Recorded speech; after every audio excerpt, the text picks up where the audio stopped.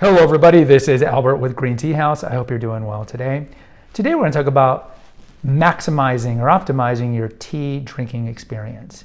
I think most of us in America, we live in this instant gratification, always in a hurry, to-go culture. And I think with beverages, this is no different. How many people will go through a to-go coffee place to either get coffee or to get tea and drink it in cardboard cups and just sip it really fast and not really savor it? And I think this takes away so much from beverage experiences. And I would say in particular, like if you look at coffee, wine, and tea, these three have a lot in common. You can say it's also about the hard liquors. But these are all things that really, to maximize experience of enjoying them, you really have to use all the senses involved. And I think today we don't use most of the senses involved. And with tea, similar to coffee, it's just drink, and we're not savoring it. So I want to kind of give you a delineation or delineate a sketch out as to ways that you can maximize this, either at a tea shop, like Green Tea House, or doing it at home.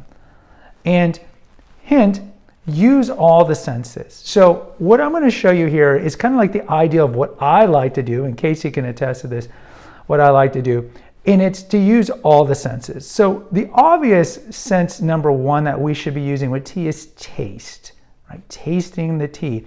And you know how it is like with wine, if you know anything about wine, or if you want to see a classic movie like Alexander Payne's Sideways, which always talks about wine, and it's got some great scenes about wine snobbery and so forth. It's a great movie. You should definitely smell it, right? We smell the wine, we look at the wine, we taste the wine. Some people, will taste and then spit it out. But there's an experience, and tea is no different. So before I drink a wine or before I drink a tea, I want to use all of my senses. So one of the senses I'll do is I'll smell the tea. Now, this is a Dong Ding, which is an oolong from Taiwan. It's probably arguably their most famous tea that comes out of Taiwan. And so I want to look at it. And this is one of the things, I like to look at my tea through glass. I don't like drinking it from a mug, in particular a dark mug. Like I don't mind drinking it from something like this, that's white, where I can see the color or the liqueur, we call it the liqueur. But I just like drinking out of glass, and because I can see through it. I can see the solvency, I can see the clarity of the color, and there's so many things I can look at. But good, I'm appreciating it with my eyes, so there's something to be said about the eyes. So I'll smell it, smell the liqueur, and let me tell you, smelling tea before you buy it, a lot of people think that's the best way to assess if it's a good tea, and it's not, because how you smell tea or what tea smells like before you steep it isn't going to tell you what it's going to taste like or what it even smells like after you steep it. It's the steeping of the tea. The water is so crucial. Hot water is so crucial, that really opens it up, and we'll talk about the visual aspects of it more.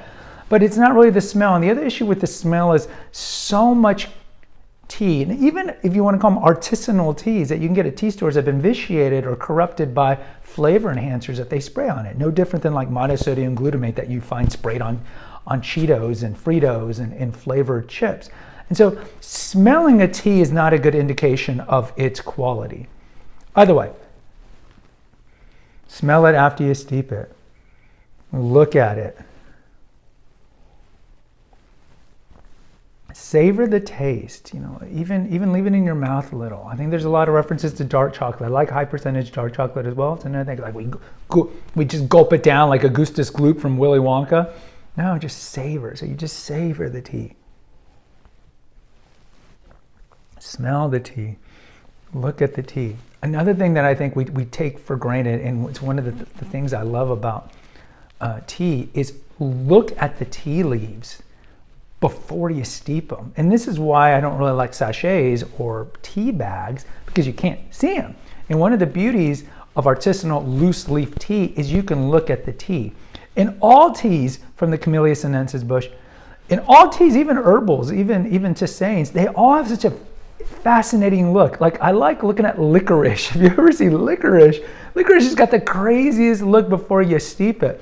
But if we're talking about like the Camellia sinensis teas, You look at something like a sencha, like a gyokuro, right? They look like lawn clippings. And then you can go to one of the black teas, one of the blends. You can look at them, or I mean, you can see blends of any of the teas from this bush, but the way that they mix in like let's look at the masala chai, right? You got the black tea. Preferably not CTC, but like loose leaf black tea, and you see the cardamom, you see the cloves, you see the cinnamon, just the beauty of it. And you look at something like oolong. One of the reasons oolong is my favorite, and again, I have some here of the Dong Ding, and I'll take a picture of it here. I just love how you can feel the tea, and I like to feel the tea, and my wife hates that I like to do that. I wash my hands first. I like to just feel the texture of the tea before you steep it. Smell it too. Even though that's not the best assessment whether or not it's a quality tea, but smell it. But look at it. Feel the texture. Feel it in your hands. Feel it in here. Look at the color of the tea.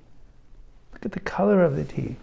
And then after you steep it, look at the tea leaves. One of the reasons I love oolong is because oolong can go from this, and then the leaf opens up and you see the whole leaf of the Camellia sinensis flower, so to speak, or the whole leaf, I should say. And again, use all the senses. Use your eyes. Look at the liqueur. Look at the tea leaves, wet and dry. Use your nose. Smell these things. Of course, taste these things. The only thing I'm telling you not to use is sensation. You don't have to rub the tea leaves on your skin. But optimize it. Take your time. Drink it from something that's beautiful. Another visual component that you can do is, like, I have a gawan here. This is the traditional Chinese cup. So you put the leaves in here, then you put the hot water and you cover it. And then I also have a kyusu, which is great. This is the traditional kind of Japanese thing where it's the same thing. You put the leaves in there, then you pour the water in, and then you steep it. And again, it's the same thing. Like, use the visual components. Embellish and enhance your tea drinking experience. And this is the goal of any, I think, good tea shop, is to allow people to enjoy all these things, to look at the color, to taste it, to enjoy all the, I guess you could say, the accoutrement or the accompany things that comes with tea, instead of just doing like what we do so often, is just drink out of a cardboard cup of tea that's been using hot water, boiling water on tea that's been scorched, and just gulping it down and not appreciating the nuances of it. Guys, post in the comments. I would really love to hear from you. Until next time, take care. God bless and pray.